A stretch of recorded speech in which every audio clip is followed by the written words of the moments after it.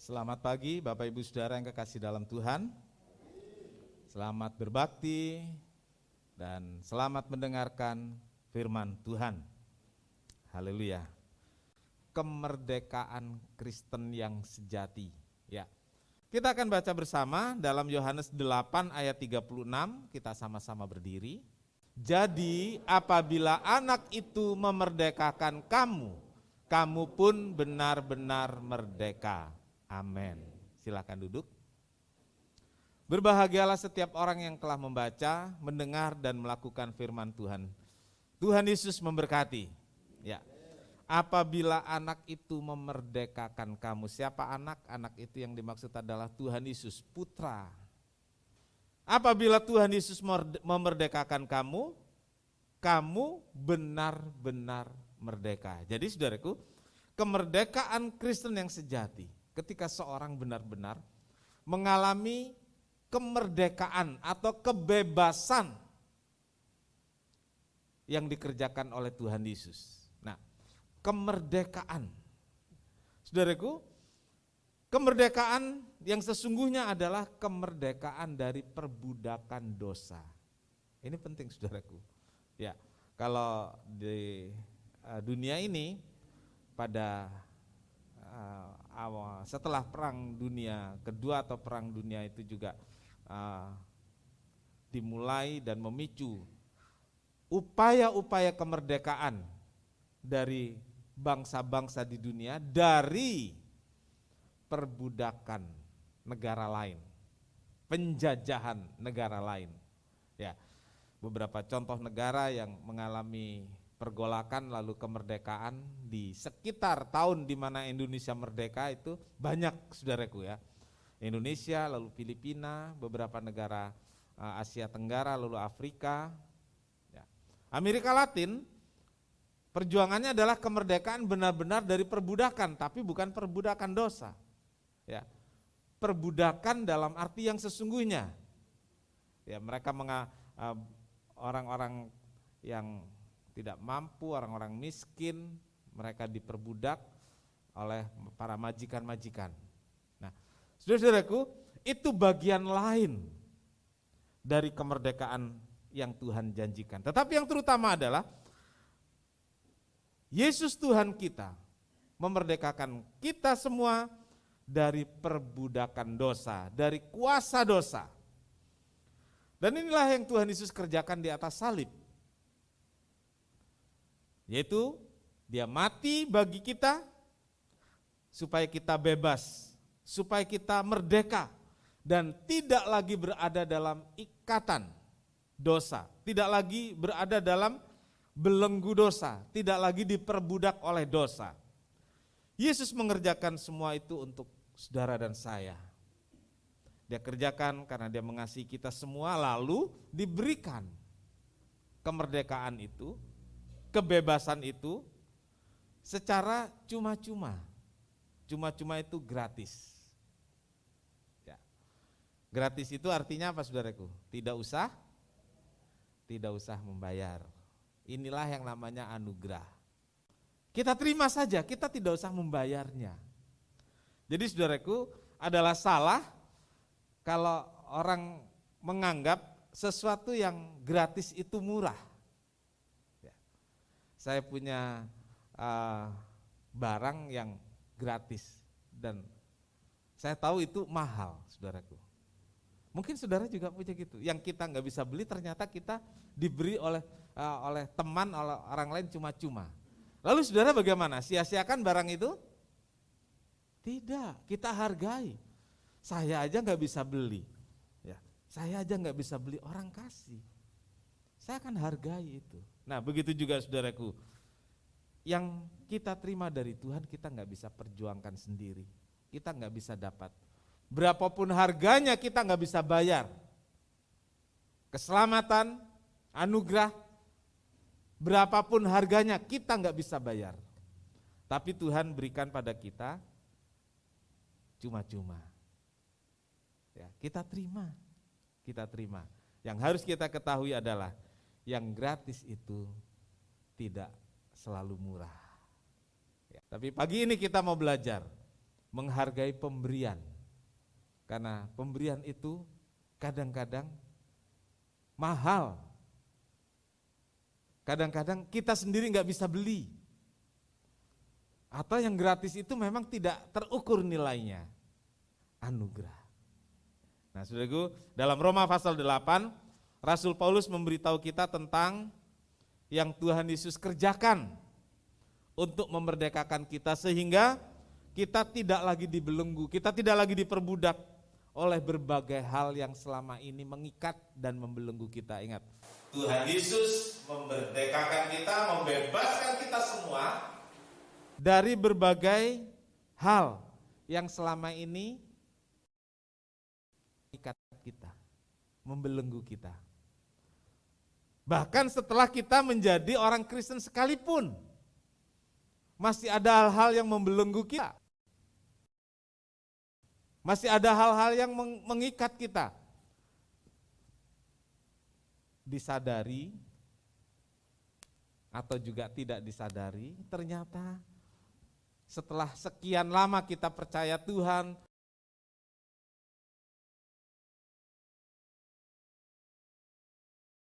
masih ada loh saudaraku yang membelenggu kita. Nah, kita koreksi. Mungkin kita belum terbuka selama ini kalau hal itu sebenarnya ikatan buat saya, ikatan buat kita.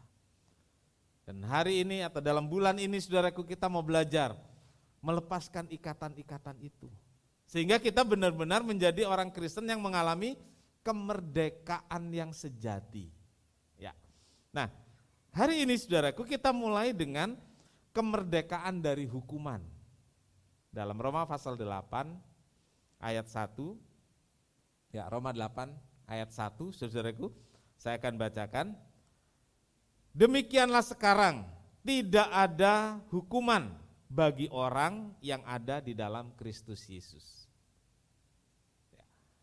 Tidak ada hukuman bagi mereka yang ada dalam Kristus Yesus. Amin. Gak ada hukuman, saudaraku. Tapi dalam kenyataan perjalanan kita masih ada rasa takut hukuman-hukuman. Ya, dalam hidup ini. Artinya gini saudaraku, kalau kita nggak melakukan sesuatu nanti salah saya dihukum. Kalau saya nggak lakukan itu nanti saya mendapat kutuk. Orang Jawa bilang kualat kalau nggak melakukan. Nah, sampai di sini saudaraku. Kira-kira ada nggak saudara yang mulai terbuka nih? Ada nggak? Sebelum saya bahas lebih lanjut, kalau saudara bisa jawabnya ada atau tidak gitu saja ya.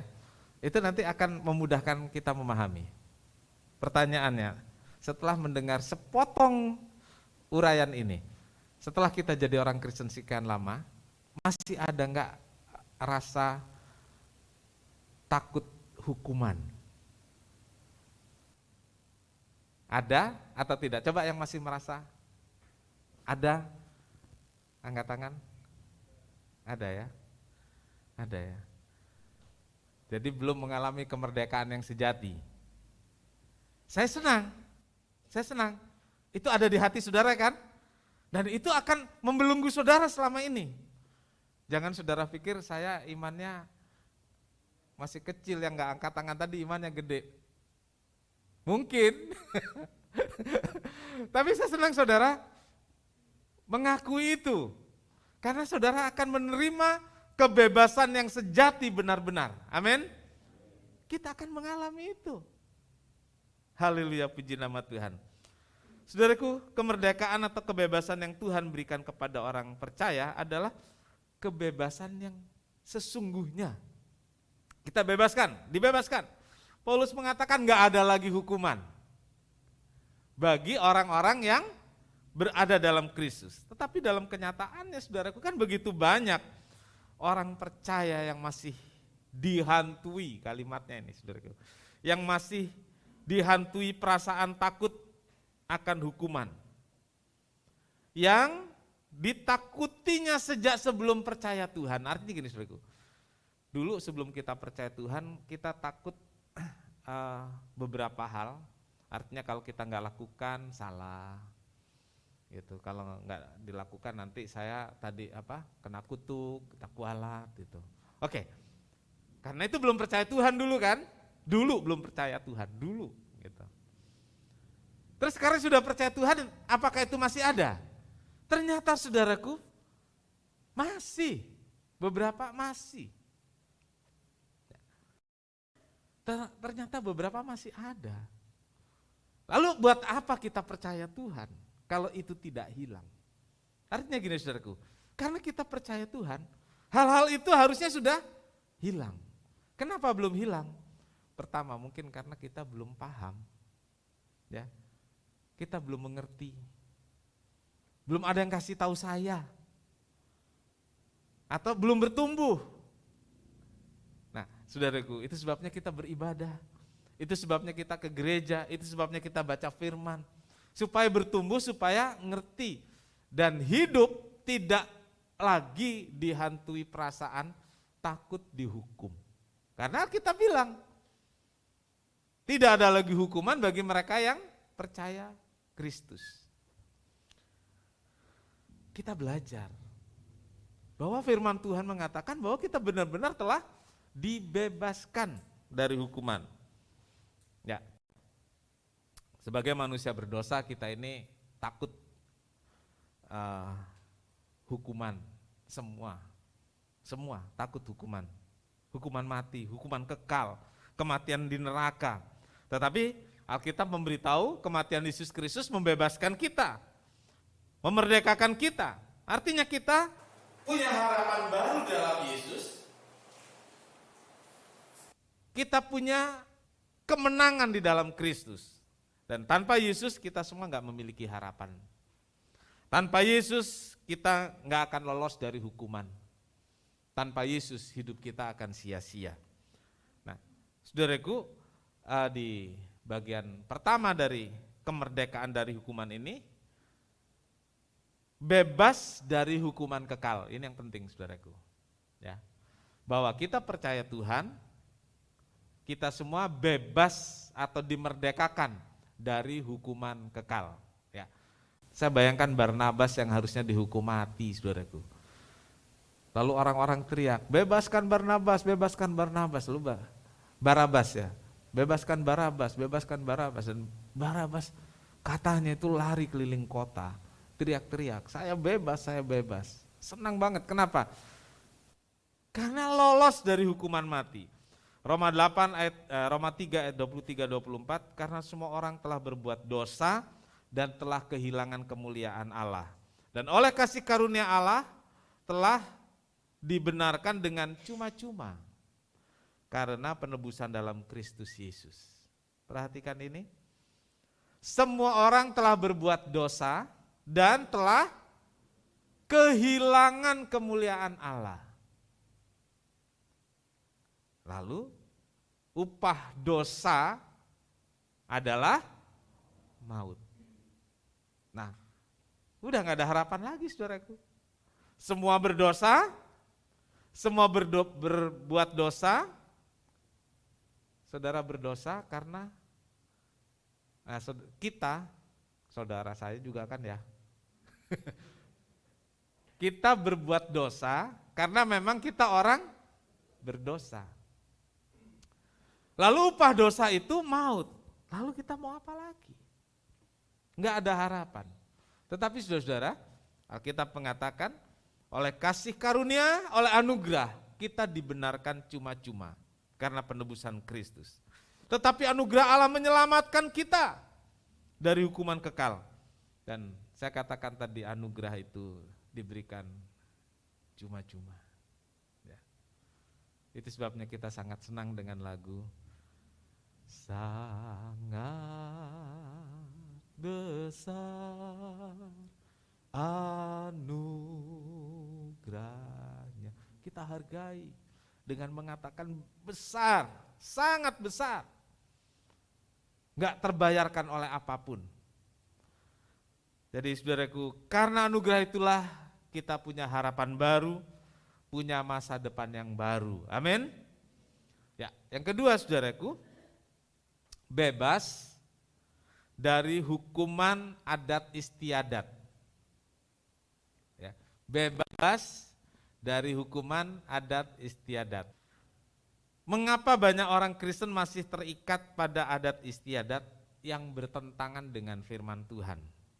Karena takut ada hukuman. Iya, takut ada hukuman atau melakukannya supaya mendapat sesuatu. Ya. Ini juga salah. Karena kita sebagai orang Kristen sudah dibebaskan dari hukuman, nggak perlu takut aturan-aturan yang diciptakan oleh manusia. Sebagai orang Kristen Tuhan janji berkati kita. Lalu kenapa kita masih melakukan adat istiadat atau aturan manusia untuk mendapatkan berkat? Jadi saudaraku, ini kita lihat. Karena takut adanya hukuman, sehingga banyak orang masih terikat pada adat istiadat. Saudaraku, adat istiadat ini ada pada setiap suku. Ya. Nah, saudaraku, dari adat istiadat itu kadang-kadang setelah jadi orang Kristen masih melakukan karena takut hukuman. Nah, kita lihat saudaraku. Ada yang takut hukuman, tidak melakukan adat istiadat itu karena takut hukuman dari roh yang disembah atau roh leluhur. Ya, ini saudaraku. Ya, orang Chinese juga punya adat istiadat yang berkaitan dengan leluhur. Kalau enggak melakukan takut, kalau tidak melakukan nanti dihukum, kena kutuk, kena tulah. Kalau tidak melakukan nanti hidupnya tidak bahagia. Kalau tidak melakukan hidupnya enggak sukses dan lain sebagainya. Jadi takut hukuman dari roh yang disembah. Roh itu disembah oleh siapa? Oleh leluhur yang belum percaya kepada Tuhan. Itu kepercayaan dulu kan gitu ya.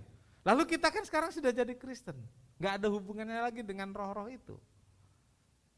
Nah, ada banyak orang yang masih terikat ke sana karena takut. Roh itu menghukum, padahal firman Tuhan tidak ada hukuman bagi orang yang berada dalam Kristus. Lalu seringkali yang menjadi alasan ini, saudaraku, hukuman sosial. Hukuman sosial. Sebenarnya ini lebih menjadi alasan bagi banyak orang Kristen, saya garis bawahi, bagi banyak orang Kristen, hukuman sosial. Terlebih dengan ikatan kekeluargaan atau kesukuan yang kental, saudaraku. Jadi kalau enggak ikut melakukan nanti singkirkan, ya. Justru orang yang katanya mengaku lebih beriman itu lebih mau melakukan dengan alasan-alasan. Akhirnya ujung-ujungnya saudaraku ya soal sosial. Kan imannya gede, nggak takut hukuman lagi kan? Iya dong, imannya gede jadi nggak takut hukuman dari roh-roh leluhur. Enggak, saya udah percaya Kristus.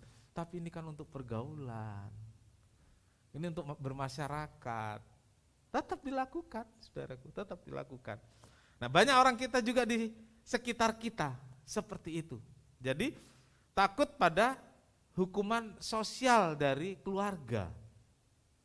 Karena firman Tuhan bilang tidak ada hukuman bagi mereka yang ada dalam Kristus. Nah, saudaraku, beberapa hal ternyata soal adat istiadat itu memang bertentangan dengan firman Tuhan. Tetapi karena takut diasingkan dari pergaulan suku, takut diasingkan dari pergaulan keluarga, takut takut jadi bahan pembicaraan. 1 Petrus 1 ayat 18 mengatakan, 1 Petrus 1 ayat 18, sebab kamu tahu bahwa kamu telah ditebus dari cara hidupmu yang sia-sia yang kamu warisi dari nenek moyangmu, itu bukan dengan barang fana, bukan pula dengan perak atau emas. Ya, ditebus dari cara hidup yang sia-sia yang kamu warisi dari nenek moyang. Saudara-saudaraku, kita semua mewarisi, kita semua Saya nggak mengatakan orang Jawa, orang Batak, orang Cina, enggak. Semua. Mewarisi dari orang tua kita, ajaran-ajaran yang orang tua kita warisi dari orang tuanya. Dari leluhurnya. Sesuai dengan kepercayaan mereka. Gitu. Jadi para leluhur itu melakukan berdasarkan kepercayaan. Nah, di sini saya ingin kita memperhatikan, saudaraku, leluhur itu kan melakukan untuk keselamatan mereka, untuk kenyamanan mereka, sesuai dengan iman mereka waktu itu. Nah, mereka belum kenal Tuhan dan lain sebagainya, yang mereka yakini ya itu. Sama seperti sekarang kita udah kenal Tuhan, yang kita yakini kan ini, kan beda, gitu. Kita nggak boleh salahkan mereka, karena mereka ada dengan pengetahuan yang seperti itu. Tapi kita udah mengenal Kristus, lalu kita punya cara hidup, adat istiadat Kristen, katakanlah begitu. Nah, ada dua hal yang harus diperhatikan juga di sini. Adat istiadat yang merupakan ajaran, etika, tatanan sosial atau ikatan kekeluargaan, ada. Ya. Jadi adat istiadat yang merupakan ajaran etika, tatanan sosial atau ikatan keluarga, itu ada. Ya. Kita pakai baju sekarang ini juga itu adat istiadat budaya, saudaraku. Tatanan sosial, ikatan kekeluargaan, tumbuhnya begitu satu-satu gitu, saudaraku. Nah, lalu saudaraku ada adat istiadat yang berhubungan dengan mistis dan mitos. Gitu. Berhubungan dengan arwah atau roh leluhur, atau berhubungan juga dengan kuasa-kuasa kegelapan. Tumbuhnya bagaimana? Sama tumbuhnya. Ya. Tidak semua adat istiadat itu dilarang. Kita harus bisa memilah dan memilih mana yang boleh kita lakukan, mana yang bertentangan dengan firman Tuhan dan kita nggak lakukan. Ya. Ada cara hidup yang sia-sia yang diwarisi nenek moyang. Apa sih yang sia-sia? Usaha-usaha untuk keselamatan. Karena keselamatan kita sudah dalam Yesus dan nggak ada lagi hukuman. Kita ke sorga oleh darah Yesus, anugerah. Tidak ada lagi hukuman, kita bebas. Saudaraku, bebas dari hukuman, jangan takut jika tidak melakukan adat istiadat. Ya. Apalagi yang membebani, hanya untuk kesenangan keluarga, untuk gengsi, untuk prestis keluarga, rela berhutang, rela pinjam uang yang berbunga besar. Saudaraku, saudara malah mendapat hukuman dari diri sendiri. Harus bayar hutang, keluar uang banyak. Padahal kalau untuk korban ke gereja ya ampun. Iya, oke, yang terakhir saudaraku, bebas dari hukuman tahyul. Singkat saja saudara. Saya cari pengertian tahyul di kamus bahasa Indonesia. Ini pengertiannya saudaraku. Sesuatu yang tidak nyata dan hanya ada dalam khayalan saja, itu tahyul saudaraku. Artinya tahyul itu tidak rasional, tahyul itu tidak logis. Karena ada sejak lama turun-temurun, secara tidak sadar atau dengan sadar pun orang melakukan karena takut nanti kalau nggak melakukannya kualat. Takut kalau nggak melakukannya mendapat hukuman. Dan bahkan orang Kristen pun lebih mudah melakukan hal-hal seperti itu daripada mentaati firman Tuhan. Betul atau betul? Iya, saudara sudah mengakui Tuhan ampuni pasti. Dan jangan berbuat dosa lagi. Ya, jadi saudaraku, kita ini loh lebih gampang melakukan yang mistis, mitos, tahyul daripada taat firman. Ya, katakanlah saudaraku, kalau keluar ibadah ada peminta-minta, orang gampang ngasih. Ada di depan begitu di rumah-rumah ibadah, termasuk gereja saudaraku. Orang mau minta-minta tuh bisa 5-10 orang. Dia kasih kolekte di sana. Dan ternyata saudaraku, pemberian di sana itu yang saya bilang kolekte dalam tanda kutip, jauh lebih besar daripada yang diberi di gereja. Iya. Ini karena takut. Atau karena ingin mendapat berkat. Ya, dapat berkat ya bukan memberi kepada orang malas, saudaraku. Iya, beda lah.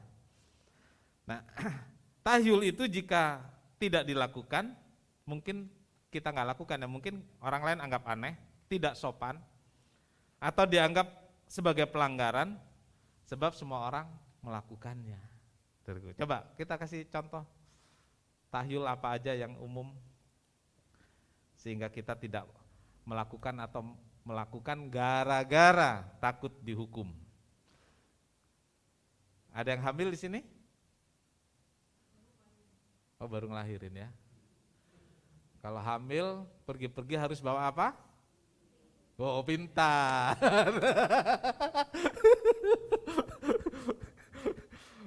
Jujur, ini nggak ada yang hamil, anak udah gede-gede. Dulu waktu hamil bawa gunting nggak kalau pergi? Yakin nih? Oh, nggak punya iman namanya itu. Saya bersyukur banget karena pemahamannya tumbuh ya. Apa gunanya gunting kan gitu. Ada yang nggak berani foto bertiga? Oh, foto jangan bertiga, nanti yang satu nggak foto juga mati. Iya. Oke, bapak-bapak, bersiul malam hari. Pernah nggak dikasih tahu orang tua nggak boleh? Pernah. Kenapa? Ya? Ada datang ular. Apa lagi? Manggil setan. Saya dulu manggil setan nggak pakai siul. Serius. Datang tuh. Jadi saudaraku, dulu masyarakat itu kalau tidur kan cepat. Jadi kalau bahasa kita di rumah tuh matahari terbenam, hari mulai malam, orang tidur. Jadi kalau siul malam-malam itu akan mengganggu.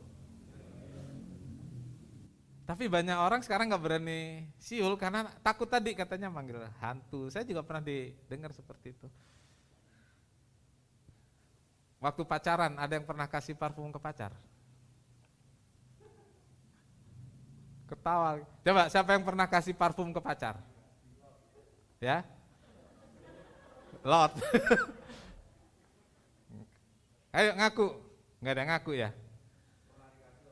Pernah dikasih. Terus?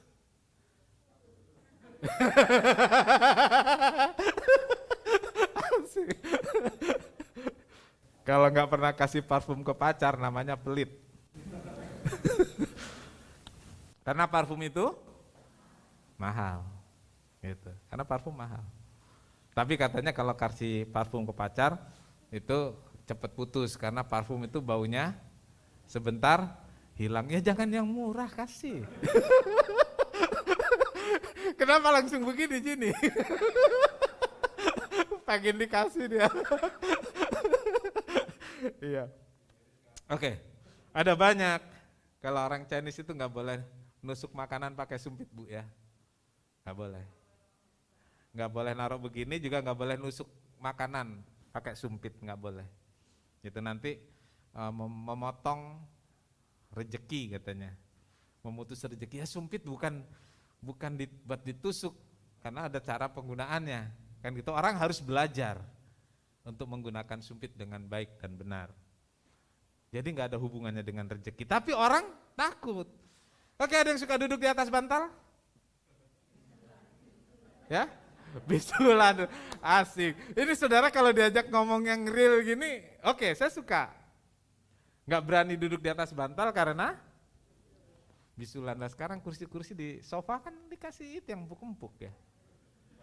Kalau bantal, bukan narok ini saudaraku, bantal buat kepala.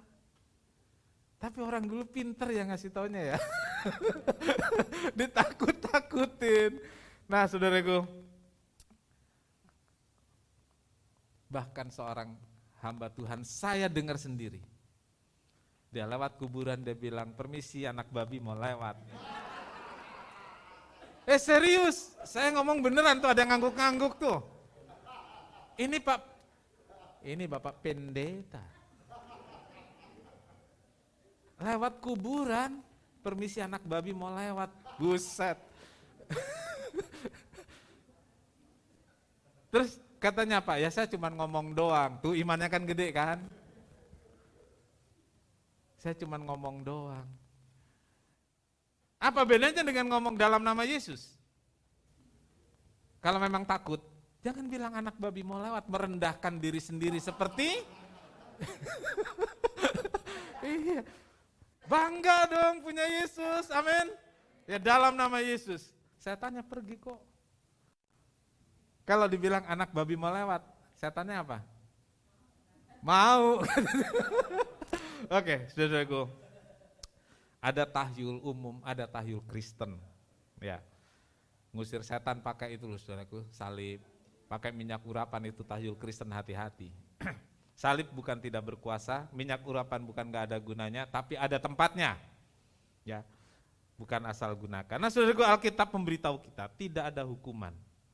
Saudara boleh bertanya pada saya tentang adat istiadat yang saudara keluhkan secara pribadi, konseling, saya akan beritahu, kita akan belajar bersama. Pagi ini saya akhiri khotbah dan saya berdoa kita semua merasakan anugerah yang luar biasa itu dan kita benar-benar bebas dari hukuman. Baik hukum dosa, hukum maut, hukuman sosial, hukuman dari roh-roh. Ya, jangan takut dengan semua itu. Karena Yesus telah melepaskan dan membebaskan kita, menebus kita dari dosa dan semua ikatan dan perbudakan dosa. Amin. Tuhan Yesus memberkati. Kita sama-sama berdiri. Petugas perjamuan kudus saya undang maju ke depan.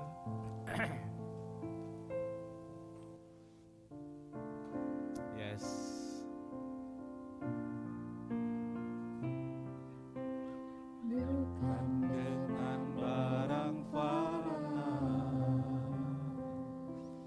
Kau membayar dosaku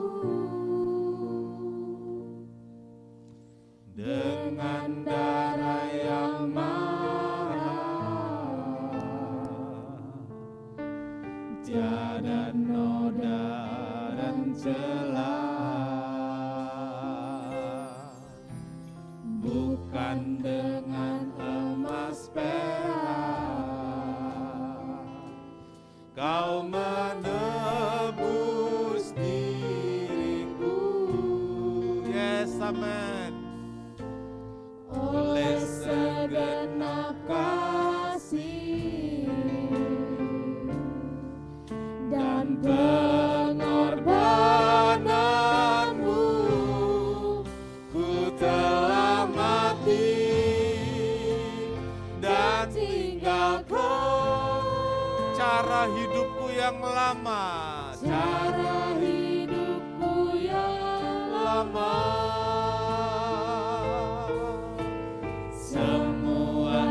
Semuanya sia-sia.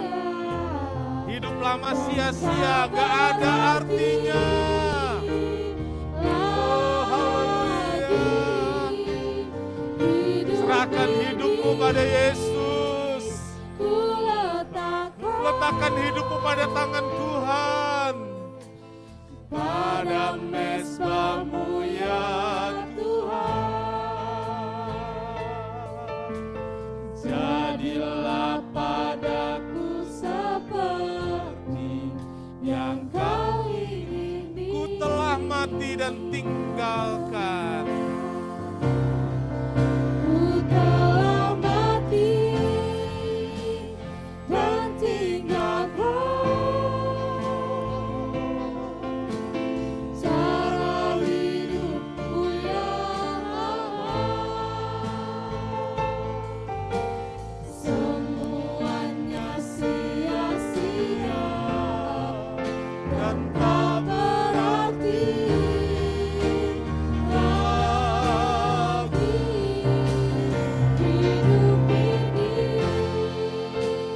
ku letakkan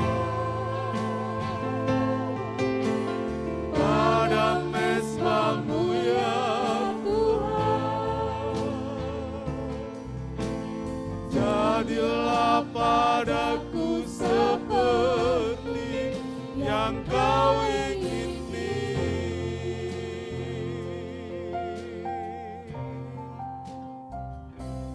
Bapa di sorga, kami hampiri Engkau Tuhan. Ampuni salah dan kurang kami.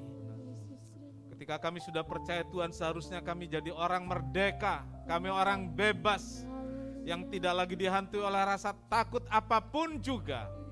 Tetapi seringkali kami masih melakukan hal-hal yang bertentangan dengan firman Tuhan. Kami masih melakukan adat istiadat yang berbau mistis. Kami masih melakukan hal-hal yang berbau mitos dan tahyul. Darah Yesus ampuni kami. Amin. Darah Yesus ampuni kami. Amin Tuhan. Darah Yesus ampuni kami. Baharui kami Tuhan, sehingga kami benar-benar menjadi orang Kristen, merdeka di dalam Kristus. Kami akan masuk dalam perjamuan kudus. Tuhan berkati roti dan anggur ini menjadi darah dan tubuh Kristus untuk kami semua. Berkati kami sehingga setiap kami yang melakukannya diberkati oleh Tuhan, diberi damai sejahtera dan sukacita. Kuasa darah Yesus, kuasa tubuh Kristus menyatu dalam hidup kami melalui perjamuan kudus ini. Terima kasih, berkati para pelayan dan kami semua. Kami sambut perjamuan kudus dalam nama Tuhan Yesus Kristus. Amin. Bapak Ibu silakan duduk, akan dilayani. Haleluya, haleluya. Dengarkan firman Tuhan. Dan sesudah itu ia mengucap syukur atasnya. Ia memecah-mecahkannya dan berkata, inilah tubuhku yang diserahkan bagi kamu. Perbuatlah ini menjadi peringatan akan daku. Saudara, hosti yang kita angkat bersama, bukankah persekutuan dengan tubuh Kristus? Haleluya. Mari kita makan dengan percaya dalam nama Tuhan Yesus Kristus.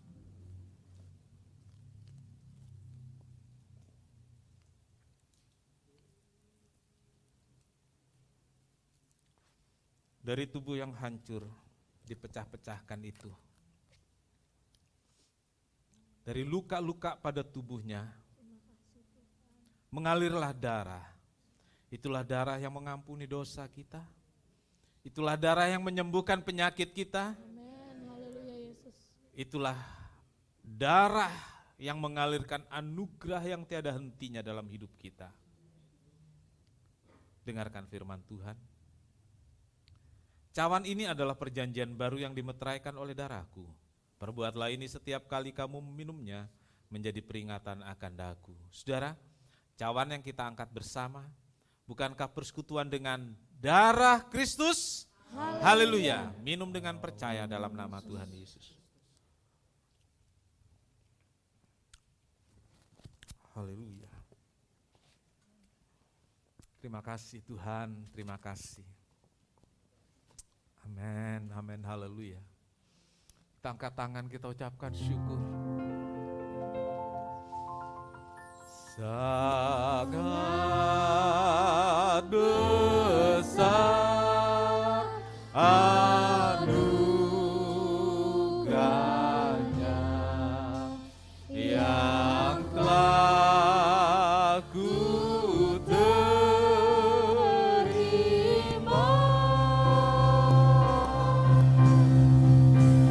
Sesat aku dulu kala, kini ku dipimpinnya.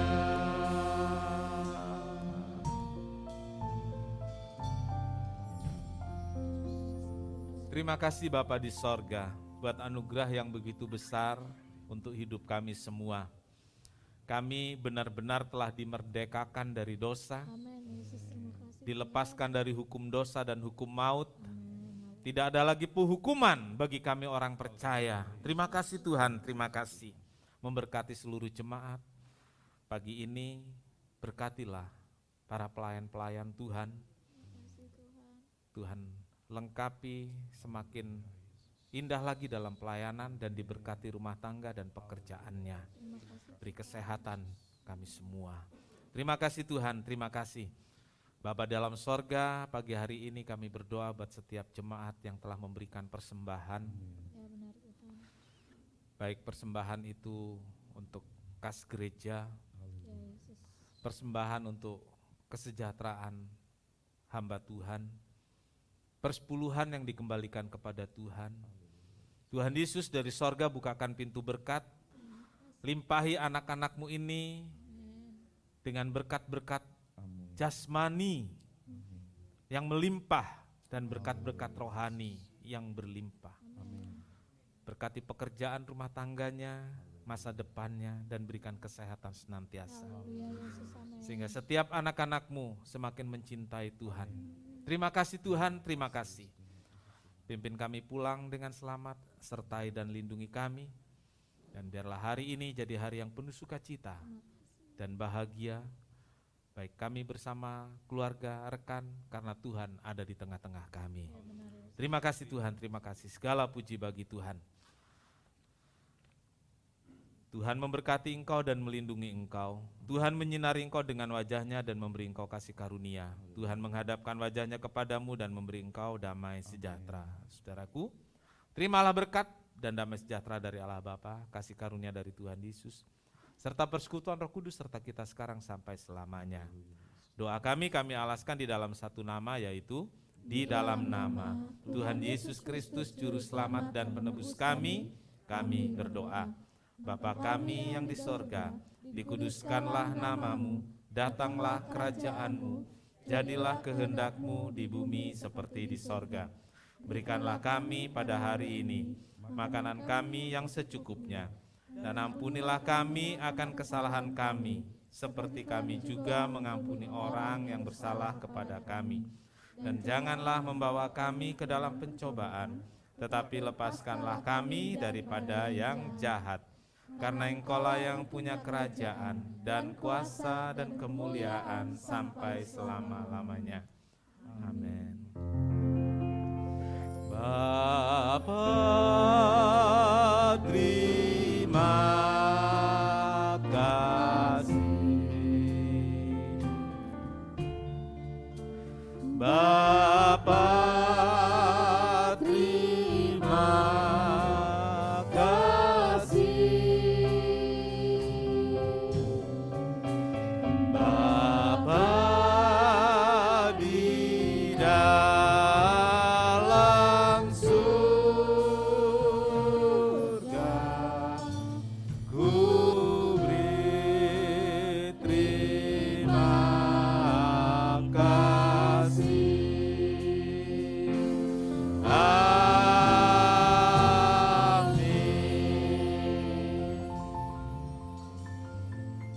Silakan duduk. Kebaktian telah selesai. Tuhan Yesus memberkati.